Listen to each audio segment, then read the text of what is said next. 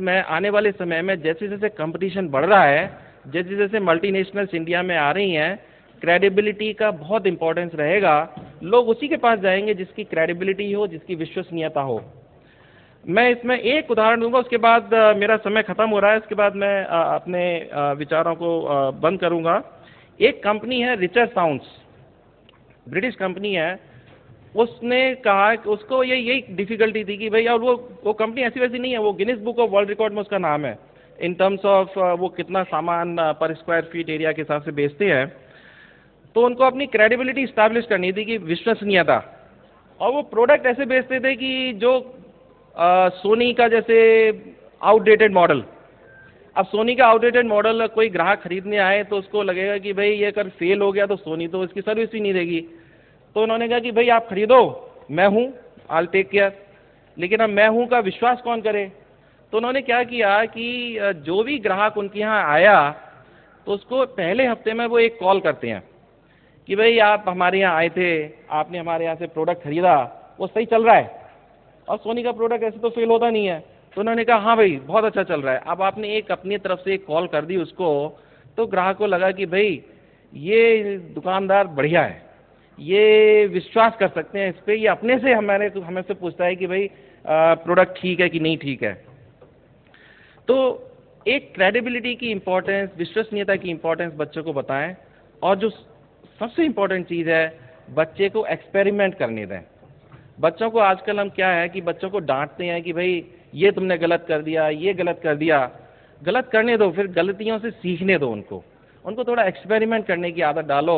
As a parents मैं जैसे जैसे ऑब्जर्व कर रहा हूँ, क्योंकि आने वाले समय में एज मॉर्निंग में हम लोग बात कर रहे थे कि बिजनेस में इनोवेशंस और क्रिएटिविटी का बहुत इंपॉर्टेंस रहने वाला है, और वो हम नहीं हो सकते अगर हम शुरू से बच्चों को उसके लिए तैयार ना करें। तो बच्चों को एक्सपेरिमेंट करने दीजिए। अगर वो फेल होते हैं अपने एक्सपेरिमेंट में, एक्सपेरिमेंट खराब होते हैं, होने दीजिए, लेकिन उनसे बोलिए कि इससे सीखो और एक्सपेरिमेंट करो। तो बच्चों को एक्सपेरिमेंट करने की आदत डालें जिससे कि वो उससे सीखें, उससे आगे बढ़ें।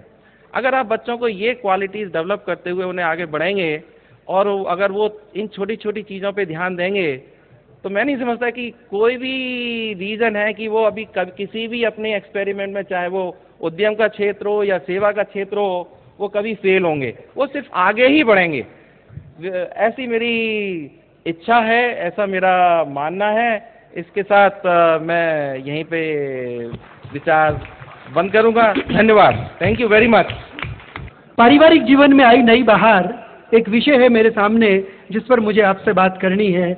और बहार सुबह से आई हुई है इस भीलवाड़ा शहर में।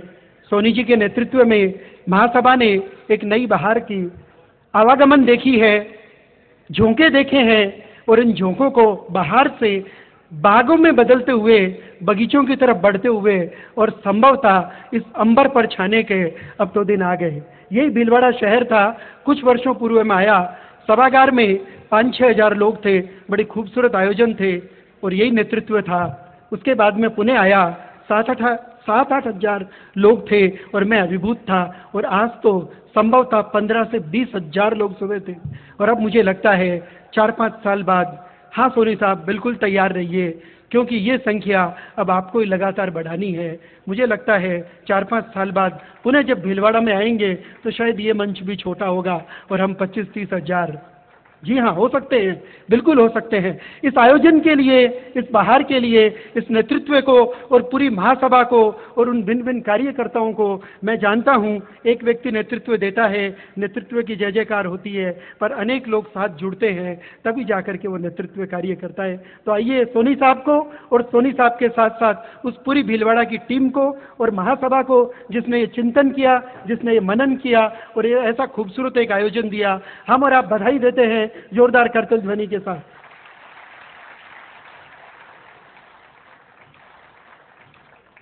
विषय पर आता हूं, पारिवारिक जीवन में आई नई बहार। सुबह से आपने इतने खूबसूरत वक्ताओं को सुना है, इतने ज्ञानवान और बुद्धिमान लोगों से आपने वो सारे आंकड़े देखे, जाने और समझे हैं जो कि भिन्न भिन्न क्षेत्रों के महारथी हैं। आदरणीय श्री लाहौटी जी साहब बहुत थोड़ी सी देर बोले, गागर में सागर था, लोग चाह रहे थे और बोले, निश्चित और बोलेंगे ही, क्योंकि मैं तो खुद इंतजार कर रहा हूं कि वो कब बोले और कब मैं सुनूंगा। किशोर जी कहकर के गए, एक बड़ा सपना देखिए। अभी अभी आनंद जी भी यही बात कह रहे थे, बड़ा सपना देखिए। आर के साबू साहब ने बताया, दुनिया में महिलाएं 36% काम कर रही है, हमारे इधर 20-22% काम कर रही हैं। यानी कि हर फील्ड के एक से एक बड़े महारथी आपके सामने सुबह से अब तक आए हैं। मैं एकमात्र एक ऐसा व्यक्ति हूं जिसकी किसी फील्ड में कोई महारत हासिल नहीं है।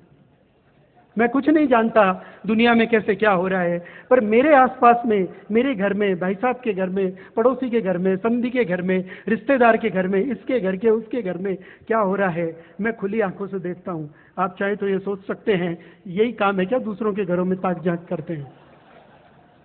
मन है, बावरा मन है, मानता नहीं कहाँ क्या हो रहा है, देखे तो सही, समझे तो सही, जाने तो सही। जाना कि दुनिया बहुत बढ़ जाएगी, अरे बढ़ कितनी भी जाओ, पर यदि घर नहीं संभाला जाएगा तो उस बड़ी दुनिया का क्या करेंगे। बिल्कुल विपरीत नहीं हूं, इस बढ़ाव के बिल्कुल विपरीत नहीं हूं। कर्म का क्षेत्र तो यही कहता है। जब स्वामी जी बताएंगे जीवन में क्या क्या करना है, तब हम और आप जानेंगे। कर्म के क्षेत्र से कहीं कोई ना नहीं, लेकिन धन की अत्यधिकता से हम कहाँ ठहरेंगे और कहाँ रुकेंगे। परिवारों में क्या कुछ बदलाव आया है, ये बहारें किधर चलने लगी है। ये बहार नहीं, बयार शब्द है, और बयार का तात्पर्य हवा है। परिवारों में एक नई हवा आई है। आइए देखते हैं, थोड़ा सा पीछे चलते हैं। इतिहास को जाने बिना वर्तमान, और वर्तमान को जाने बिना भविष्य की नींव बनती नहीं है। क्या था हमारा इतिहास? सिर्फ 50 वर्ष पूर्व, नहीं ले जाता हूं आपको महाराणा प्रताप के जमाने में, नहीं ले जाता हूं उसके पहले के युगों में, सिर्फ 50 वर्ष पूर्व की बात करता हूं, जो हम में से अनेक ने जिया है और जी रहे हैं। 50 से छोटे चाहे एक तरफ हो जाएं, पर 50 के बहुत लोग हैं। 50 वर्ष पूर्व हमारे घरों में कामकाज का एक तरह का बंटवारा था। दिसावर जाकर के लोग कमाई करते थे और देशों में माताएं रहती थी। 12-12 महीने तक इंतजार करने वाली माताएं हमारी घर परिवार को चलाया करती थी, और दिसावर में पुरुष लोग जाकर के कामकाज कर करके घर की आर्थिक आवश्यकताओं की पूर्ति करते थे। जॉइंट फैमिली कंसेप्ट यानी कि संयुक्त परिवार बड़े पुरजोर सिर्फ 50 वर्षों पूर्व हमारे सबके घरों में थे। हमने जिए हैं, हमने देखे हैं। न सिर्फ छोटे छोटे गांवों में, बल्कि नगरों महानगरों में भी संयुक्त परिवार प्रथाएं थी। समाज की सशक्त भूमिका थी। समाज से लोग थोड़ा बहुत डरा करते थे और सोचा करते थे समाज क्या कहेगा। विवाह व्यक्ति जो कि एक महत्वपूर्ण कार्य अपने जीवन का करता है, उसमें परिवार की बड़ी प्राथमिक भूमिका हुआ करती थी। सिर्फ 50 वर्ष पूर्व एक शब्द बनाता हूँ, 50 वर्ष पूर्व हमारे घरों की क्या स्थिति थी। हमारे घरों की एकमात्र एक स्थिति थी, हम समर्पण के साथ जिया करते थे, और वो समर्पण होता था परिवार के प्रति, वो समर्पण होता था बड़ों के प्रति, वो समर्पण होता था किस तरह से जीवन को जीना है उन गतिविधियों के तरीके। सिर्फ 25 वर्ष पूर्व की बात करता हूं, जब मेरे जैसे व्यक्ति युवा थे। क्या परिवर्तन आया 25 वर्ष पूर्व? 25 वर्ष पूर्व ये परिवर्तन आया, शिक्षा का विस्तार होना शुरू हुआ। महिला शिक्षा ने भी थोड़ा थोड़ा जोर पकड़ा। मेरी उम्र के लोगों के करीब करीब जो पत्नियां हैं वो पढ़ी लिखी हैं। किसी की बीए होगी, किसी की बीएससी होगी, किसी की बीकॉम होगी, थोड़ी बहुत होगी जो कि कोई प्रोफेशनल होगी, पर पढ़ी लिखी जरूर है, यानी शिक्षा का विस्तार हुआ। 25 वर्ष पूर्व जब मेरे जैसे युवा थे, उस समय शिक्षा का विस्तार हुआ, महिला शिक्षा ने जोर पकड़ा। धीरे धीरे एकांकी परिवारों का चलन होने की तरफ हम बढ़ गए। एकांकी परिवार इतने थे, एक दो भाई साथ है तो कोई दिक्कत नहीं, माता पिता है, दादा दादी है, कोई दिक्कत नहीं, पर बड़े परिवार, अनेक कारण थे। उन कारणों को समझते हुए एकांकी परिवारों के प्रचलन हमारे सामने आए। सुविधा और साधन बढ़ने लगे। 25 वर्ष पूर्व इस देश में सुविधा और साधन बढ़ने लगे। देश विदेश की दूरियां थोड़ी कम होने लगी। विवाह में जहाँ परिवार की प्राथमिकता थी वो बनी थी 25 वर्ष पूर्व, ना नहीं, पर हम जैसे युवाओं की प्राथमिकता भी उसमें जुड़ने लगी। यानी हाँ ना करने के हम भी हकदार होने लगे थे। हमारी चॉइस को भी ध्यान में रखा जाने लगा था। एक शब्द बना 25 वर्ष पूर्व है जो मैं बना रहा हूं परिवार के लिए। 50 वर्ष पूर्व एक शब्द बना था समर्पण का। 25 वर्ष पूर्व एक शब्द बना, वो बना हम जैसे युवाओं के लिए समझौते का। यानी हम लोग जीना चाहते हैं जॉइंट फैमिली में भी, परिवार की प्राथमिकता भी रखना चाहते हैं, कुछ समझते कुछ समझाना चाहते थे, यानी कि समझौते की तरफ हम लोग बढ़ने लगे। समर्पण समझौते में बदला और 25 वर्षों में पूरे देश में क्या परिवर्तन हुआ, आज हम कहाँ खड़े हैं। लीजिए, सुबह से आंकड़ों की बात चल रही है, मैं भी आपको फटाफट कुछ आंकड़े सुनाता हूँ। ये आंकड़े इंडिया टुडे में आए हैं, टाइम्स ऑफ इंडिया में आए हैं। नेल्सन ओरेन जी, जो कि अपने यहाँ के सबसे बड़ा एनालिटिक्स है, उन लोगों ने ये आंकड़े दिए हैं। एक नज़र में आपको आंकड़े बताता हूँ, इस समय हम कहाँ पर खड़े हैं। देश की आबादी 47% युवा है। 2015 में 55% युवा 18 से 34 के बीच के इस देश में हो जाएंगे। 25 वर्ष पूर्व क्या था, जरा ध्यान में लीजिए, हम सबको ध्यान में है। आज हम कहाँ खड़े हैं, जरा एक नज़र डालिए। 334 हवाई अड्डे हैं, अनेक एयरलाइंस है, 356 शॉपिंग मॉल है, 59 हाइपर मार्केट्स है, 134 बी सिटीज़ है, 355 बिग डिपार्टमेंटल स्टोर है, 10,000 न्यू आउटलेट्स है, 31 करोड़ लोग शहरों में रहने लगे हैं, 1.23 करोड़ डीमेट अकाउंट्स है, 2 करोड़ नेट यूजर्स है जो रोज इंटरनेट पे अपने आप को कहीं ना कहीं चैट करते हुए देखते हैं। आर्कुट जैसी एक साइट है जिस पर 30 लाख युवा मेंबर बने हुए हैं। आप में से अनेकों को पता है, नहीं है तो मैं बताता हूँ। आर्कुट एक साइट है, वेबसाइट, जिस पर 30 लाख युवा इस समय मेंबर बने हुए हैं। प्रति वर्ष 8 lakh MBA, 5 lakh doctors, 3.5 lakh engineer, 1 crore student इस समय पढ़ रहे हैं। 25 वर्ष पूर्व शायद 7-8 डिप्लोमा कोर्सेज थे जिनसे आप रोजगार कर सकते थे। इस समय 212 डिप्लोमा कोर्सेज हैं जो कि रोजगार से जुड़े हुए हैं। गर्ल्स मोर देन बॉयज, एजुकेशन का मामला हो चाहे और कोई मामला हो, हम देख रहे हैं लड़कियां लड़कों से आगे हैं। 22 करोड़, ये कल ही का आंकड़ा है, 22 करोड़ मोबाइल फोन यूजर इस देश में हो चुके हैं। 22 करोड़ मोबाइल फोन है इस देश में, कल का आंकड़ा है, आप में कईयों ने पढ़ा होगा। मनोरंजन की बात करते हैं, 12,500 सिनेमा हॉल है, 250 मल्टीप्लेक्स है, 312 टीवी चैनल्स हैं और 312 टीवी चैनल्स 24 घंटे उनका एवरेज करें तो करीब करीब 500 घंटे तक का वो प्रोग्राम हमको दिखाते हैं और हमारे पास में सिर्फ 24 घंटे हैं यदि हम लगातार देखें तो। 47 FM रेडियो हैं, 2.5 करोड़ लोग प्रतिदिन सिनेमा देखते हैं और 4 अरब सिनेमा की टिकटें बिकती है।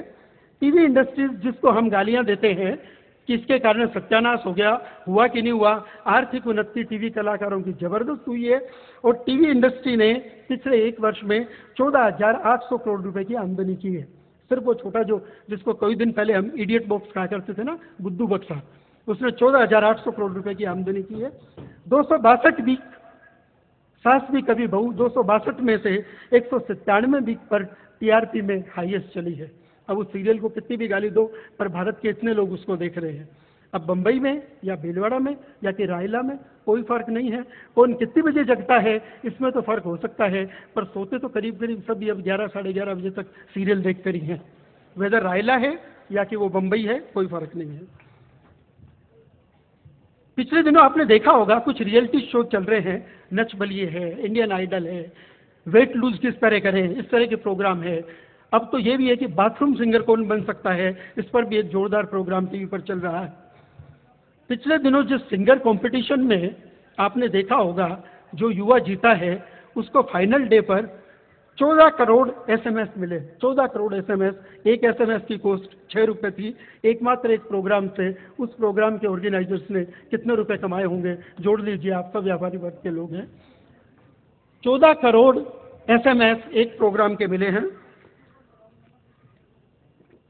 क्षमा करें, 2020 टीम जब जीत करके बंबई में अचानक धोनी की टीम पहुंची, कोई बहुत बड़ा अनाउंसमेंट नहीं था कि उस दिन कोई स्वागत सम्मान होगा या सत्कार होगा, पर मैं मुंबई शहर का हूं और आप सबने टीवी पर देखा होगा 1 करोड़ के उस हमारे शहर में करीब करीब 35 लाख लोग सड़कों पर उतरे हुए थे उस टीम का स्वागत करने के लिए। 35 लाख लोग सड़कों पर थे उस टीम का स्वागत करने के लिए। जगह जगह fast food, retail shopping, multiplex, new cars, foreign travelling, pub, discotheque, hangover and rave parties, credit card, fashion show, phase 3, सब कुछ इन 25 वर्षों में ऐसा लगता है जैसे बदल सा गया। आपको लग रहा होगा कहाँ के आंकड़े दे रहे हैं, मैसूरी समाज के थोड़ी हैं। अजी महेश्वरी समाज के नहीं है, मैं भी जानता हूँ, पर इस देश के हैं। और सुबह से हम कह रहे हैं महेश्वरी समाज इस देश के अग्रणीय समाजों में है, तो ये आंकड़े हमारे ही तो हैं, और किसके हैं? हम अग्रणीय हैं तो ये आंकड़े हमारे ही हैं, हम ही तो लगे हैं इनमें, कुछ गलत नहीं। परिवर्तन की राहें, परिवर्तन के साथ सदैव चलना पड़ेगा, और ये परिवर्तन हमें यहाँ पर लेकर के आया है। एक शब्द बनाता हूँ, 50 वर्ष पूर्व हम समर्पण के साथ जी रहे थे, 25 वर्ष पूर्व समझौतों की आहटें हुई, और आज जो है समानता की आहट चल पड़ी है। आज समर्पण की बात नहीं, आज समझौतों की बात नहीं, आज समानता की बात। क्यों? Girls are more than boys, लड़कियां तो अब लड़कों से आगे हैं। अब चारों तरफ समानता की बातें हैं। अब वो जमाने गए जब पति पत्नियों की बातों को हम दूसरे तरीके से किया करते थे। अब वो जमाने गए जब बड़ों की बात छोटे दूसरे ढंग से सुना करते थे। समानता का दौर है, इतने पढ़े लिखे लोग हैं, इतनी कमाइयाँ हो रही है, इतने मनोरंजन के साधन है, इतनी चीज़ें हम सबको मिली हुई है, तो समानता के साथ ही जिएंगे, और जीना भी चाहिए, परिवर्तन ये कहता है। लेकिन अगले 10 वर्षों में इस देश में जो रफ्तार बनी है उसे देखें तो हम कहाँ जाएंगे। मैं एक कल्पना कर रहा हूँ, किशोर जी बिहानी एनआरआई की बैठक में शायद कह रहे होंगे, रिटेल उद्योग से ये जो बड़े रिटेलर्स आ रहे हैं हम जैसे, उनसे बिल्कुल मत डरिए, आप और हम डरते हैं, छोटों का क्या होगा। वो बिल्कुल कहेंगे कुछ नहीं होगा आपका, क्योंकि अभी तो सिर्फ 3 से 5% हमने काम शुरू किया है, सोचिए 90% बाजार तो बाकी पड़ा है। यही सत्यता है। 212 कोर्सेज अभी तो डिप्लोमा के आए हैं। मैंने तरसों ही कहीं पढ़ा है, यूनिवर्सिटीज और क्षमा करें, शिक्षा एजुकेशनिस्ट ये बात कह रहे हैं कि अभी तो सिर्फ हम 17% तक ही इंटरनेशनल कोर्सेज को यहाँ ले पाए हैं। अभी जब बाकी यूनिवर्सिटीज़ के कोर्सेज हो रहेंगे तो हम कहाँ ठहरेंगे इन 10 वर्षों में। देश की खूब शानदार उन्नति होगी, इसमें कहीं कोई शक नहीं। हमारी आर्थिक प्रगति बहुत जोरदार होगी, इसमें कहीं कोई शक नहीं। और इस सम्मानता के बाद में इन 10 वर्षों में एक शब्द बनेगा, वो बनेगा सर्वोच्चता का। समर्पण छोड़िए, समझौता छोड़िए, समानता छोड़िए, सर्वोच्चता की ओर चलिए। 10 वर्ष बाद सर्वोच्चता एक शब्द बनेगा, और उस सर्वोच्चता में जो सर्वोच्च रहेगा वो ही रहेगा। फिर वो पुरुष है तो पुरुष है, स्त्री है तो स्त्री है, माता है तो माता है, पत्नी है तो पत्नी है, पिता है तो पिता है, दादा है तो दादा है। जो सर्वोच्च है वो है, क्योंकि सर्वोच्चता की दौड़ की ओर हम आगे बढ़ रहे हैं। निराशाजनक नहीं, खूब आशाजनक चित्र है। देश की उन्नति के लिए खूब आशाजनक चित्र हैं। परिवर्तन समय की मांग है, परिवर्तन में जीना होगा, परिवर्तन के साथ चलना होगा। आर्थिक उन्नति, शिक्षा की उन्नति, रोजगार की उन्नति, और यहाँ तक कि समानता की उन्नति को हमें मानना होगा, इससे कहीं कोई दो राय नहीं। पर कुछ विचारणीय प्रश्न बनेंगे, उन प्रश्नों को यदि आज ही परिवार, मंच, सामाजिक कार्यकर्ता नहीं समझेंगे तो मुझे नहीं लगता कि देश में जो सर्वोच्च सत्ता चलाने वाले हैं उनके पास समय रहेगा कि वो उन प्रश्नों को समझें। घर घर में क्या होगा वो नहीं समझेंगे। घर घर में क्या होगा वो इस मंच को, इस समाज को, सामाजिक कार्यकर्ताओं को ही समझना होगा। छोड़िए, ज़्यादा की बात नहीं करते, सिर्फ हम तो 15 लाख लोगों की बात कर लेते हैं कि उनको क्या समझना है। छोड़िए 15 की, जो यहाँ 5-7 हज़ार बैठे हैं उन्हीं की बात कर लेते हैं कि हमको क्या समझना होगा। सर्वोच्चता कुछ विचारणीय प्रश्न बनाएगी, और उन प्रश्नों पर हमें कुछ आगे बढ़ना होगा। मेरा अपना ये स्पष्ट मानना है, 10 वर्ष बाद हमारे प्रत्येक के घर में वर्किंग वुमेन का कॉन्सेप्ट आ जाएगा, अर्थात महिला रोजगार हम सबके घर में होगा। कैसे होगा देख लीजिए। आज जितनी भी बच्चियां हैं 10th और 12th में पढ़ रही है, वो बच्चियां सब रोजगार से कनेक्टेड स्टडी कर रही है, और हम अभिभावक भी ये चाहते हैं कि मेरी बच्ची पढ़ लिख करके कोई काम से लगे। तो जो बच्ची पढ़ लिख के काम से लगेगी वो कहीं भी बहू बनेगी, और बहू बनेगी तो स्वाभाविक है वर्किंग वुमेन का कॉन्सेप्ट जो है वो हमारे सबके घरों में आएगा। फिर वो चाहे मांडलगढ़ हो, चाहे रायला हो, चाहे भीलवाड़ा हो, चाहे मुंबई हो, सूरत हो, बड़ौदा हो, आंध्रा का कोई शहर हो, या कि गुवाहाटी का कोई गाँव हो, सब जगह वर्किंग वुमेन 10 वर्ष बाद आएगी। डरने की बिल्कुल जरूरत नहीं, बिल्कुल आएगी, स्वागत है, परिवर्तन के साथ है। प्रोग्रेसिव और अग्रणीय समाज के लोग हैं, अतः हमें तो रुकना है ही नहीं, हमें निश्चित रूप से उसका स्वागत करना है। पर उसी के साथ कुछ जो प्रश्न बनेंगे उन्हें भी हमें समझना होगा। आज पूरा अमेरिका और यूरोप, क्षमा चाहूँगा आर.के. साहब नाराज ना हो जाएं, मैं आपकी बात से सहमत हूँ, 36% नहीं पहुँचे हैं, अभी 20-22% पर हम रुके हुए हैं। 36 पहुँच जाएंगे, लेकिन 36 के साथ साथ वहाँ जो प्रश्न बन रहे हैं उनको अभी से ध्यान में ले लीजिए, अन्यथा बड़ी तकलीफ होगी। अभी तो सिर्फ परिवार टूटने शुरू हुए हैं। क्या हो गया अचानक? लीजिए सुनिए एक दूसरे आंकड़े। अब तक थे बड़े प्रभावशाली आंकड़े, इस बार दे रहा हूं कुछ विचारणीय आंकड़े। चेन्नई में पिछले 1 वर्ष में 3000 तलाक के मामले सामने आए हैं, मुंबई में 4700, दिल्ली में 9000 और बेंगलोर में 5000। 40% बेंगलोर में जो तलाक के मामले आए हैं उसमें आईटी और बीपीओ में काम करने वाले युवा हैं जिनके विवाह को सिर्फ 1 से 1.5 वर्ष हुआ है। महेश्वरी समाज के आंकड़े नहीं है, भारत के हैं, लेकिन प्रश्न बन रहे हैं, प्रश्न बन रहे हैं। अब तो सोचना तो पड़ेगा समाज को। डरना नहीं है पर सोचना है। मैं सिर्फ आपको उस विचार की तरफ ले जाना चाहता हूँ। जैसे जैसे वर्किंग वुमेन का कॉन्सेप्ट बढ़ेगा, स्वाभाविक है सर्वोच्चता का दौर सामने आएगा। बहनें नाराज ना हो जाए, मेरी खुद की बेटियां पढ़ रही है, सब बहुएं जो आ रही है वर्किंग आ रही है, और मेरी बेटियां भी काम करेगी, क्योंकि कहीं ना कहीं आपके घर में जाएगी और मैं चाहूंगा कि वो काम करे। आपकी आएगी तो मैं भी चाहूंगा कि वो काम करे। लेकिन कुछ प्रश्न जो आएंगे वो सोचने होंगे हमें। बस प्रश्न यही आते हैं, क्या ये वर्किंग वुमेन का कॉन्सेप्ट आकर के हमारे घर बिखर जाएंगे? नहीं बिखरेंगे, नहीं बिखरेंगे, डरने की जरूरत नहीं है, नहीं बिखरेंगे। इसलिए नहीं बिखरेंगे, जिस पेड़ की जड़ें मजबूत होती है वो पेड़ हवाओं से या कि तूफानों से हिल तो जाता है पर गिरता नहीं है। हमारी जड़ें मजबूत हैं, हमारी जड़ें मजबूत है। पर अब आपका और मेरा ये कर्तव्य बनता है कि इन जड़ों को हम अच्छे से और सींचें। यदि जड़ों में पानी की जगह, खाद की जगह हम मट्ठा डालना शुरू कर देंगे तो फिर चाहे कितना भी बड़ा बरगद हो वो हिलने लग जाएगा। अतः आवश्यकता है इन जड़ों को सींचे। इन जड़ों को कैसे सींचा जाएगा? आइए परिवर्तन की इस बयार में कुछ नई बातें देखें। सबसे बड़ा प्रश्न बन रहा है, क्या हम परिवार रूप में आगे बढ़ पाएंगे, आगे चल पाएंगे? आप चिंतित मत होइए, मैं बराबर घड़ी देख रहा हूँ, 40 मिनट्स में बैठ जाऊंगा। बाकियों को घड़ी देखने की जरूरत नहीं है, मेरे पास है। युवा पीढ़ी, मैं आपसे कुछ कहना चाहूंगा और उसके पहले कहना चाहूंगा बुजुर्गों की पीढ़ी से। इस परिवर्तन का सबसे बड़ा जो झंझावत है वो मैं देख रहा हूं आपके मन में चल रहा है। आपको लगता है कोई सुनता नहीं, कोई मानता नहीं, सब अपने आप के हो गए। इसको कहें, उसको कहें, कैसे जिए थे, मैंने पानी भरा, मैंने चक्की पीसी, क्या क्या नहीं किया। आप कहते हैं मैं दुकान पे गया, इतने इतने वर्ष लगाए, कौन से रिश्ते नहीं निभाए, कौन सी बातें नहीं की। पर ये पीढ़ी, तुम्हारी पीढ़ी, तुमसे आगे वाली पीढ़ी, कोई मेरी नहीं सुनता, कोई मेरी नहीं मानता। इस तरह का तनाव धीरे धीरे हमारे बुजुर्गों के मन में बनने लगा है। आइए एक बात करते हैं इन बुजुर्गों से, सिर्फ थोड़ी सी देर में इनसे बात करूंगा। पूर्ण आदर और सम्मान के साथ, आपका समय जितना शानदार था, समर्पण का जैसा पाठ आपने पढ़ाया और आज तक पढ़ा रहे हैं, वैसा ना तो हमारे पास है और ना कोई हमें पढ़ा सकेगा। पर मेरा निवेदन रहेगा मेरे अग्रजों से, मेरे बुजुर्गों से, कृपया परिवर्तन को खुली आंखों से स्वीकार कीजिए। स्वीकार करना होगा परिवर्तन को। परिवर्तन के कारण घुटन मत बचाइए। मैंने कहीं पर पढ़ा, वो चंद पंक्तियां मैं मेरी अग्रज पीढ़ी को देना चाहता हूँ। उम्र बढ़े गौरव की बात, उम्र बढ़े गौरव की बात, पर बूढ़ा होना ठीक नहीं। उम्र बढ़े गौरव की बात, पर बूढ़ा होना ठीक नहीं। नन्हे मुन्नों से बचपन लूं, नन्हे मुन्नों से बचपन लूं, युवकों से लूं तरुणाई।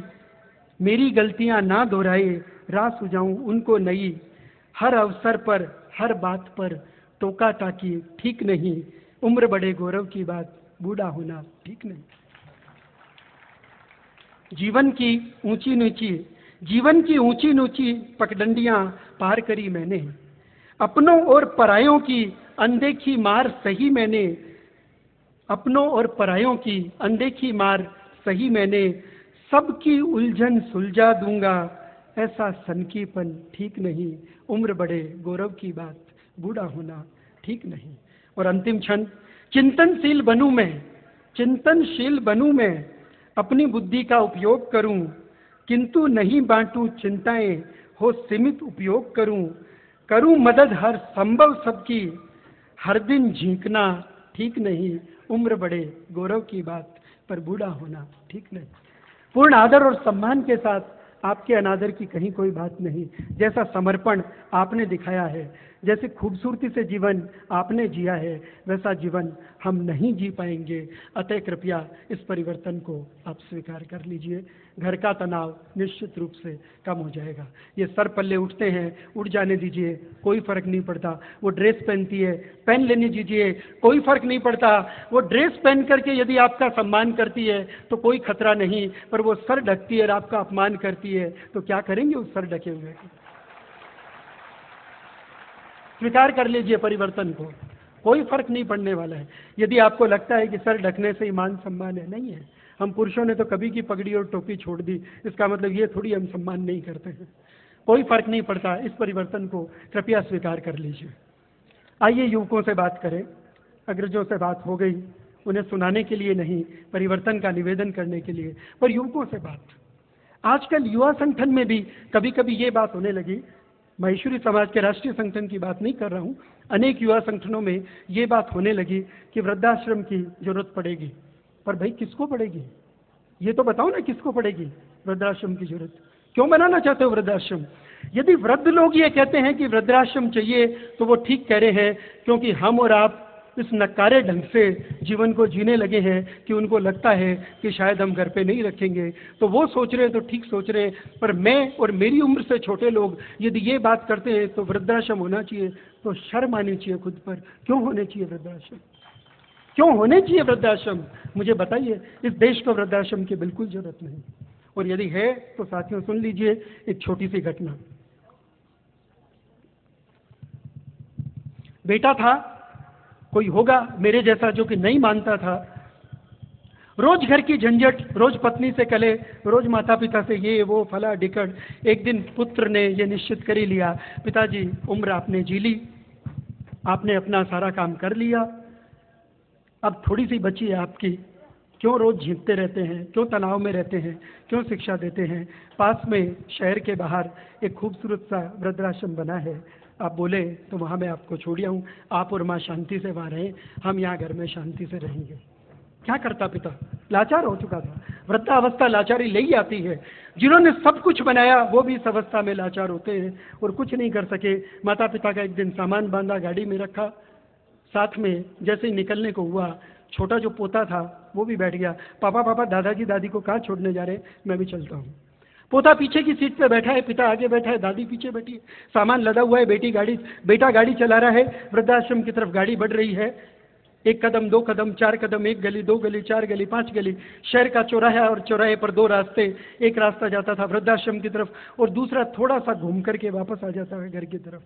1 मिनट के लिए वहां पर बेटा ठिठका, 1 मिनट के लिए बेटा ठिठका। एक रास्ता जाता है वृद्धाश्रम की तरफ, दूसरा रास्ता जाता था घर की तरफ घूम करके। पिता की आंखें छलछला आई, पिता की आंखें छलछला आई, क्योंकि उसे लगा हो सकता है गाड़ी दाएं नहीं मोड़ के बाएं मोड़ ले और वापस हमको घर ले जाए। लेकिन पुत्र तो निश्चित करके आया था, पत्नी के साथ सलाह की हुई थी, भाई रोज का क्या झंझट है, हम हमारा जीवन जिएंगे, अब छोड़िए माता पिता को। बेटा जैसे ही जिसका जो गाड़ी चला रहा था, पोता पीछे से बोला, पापा लेकिन मुझे ठीक से तो बताइए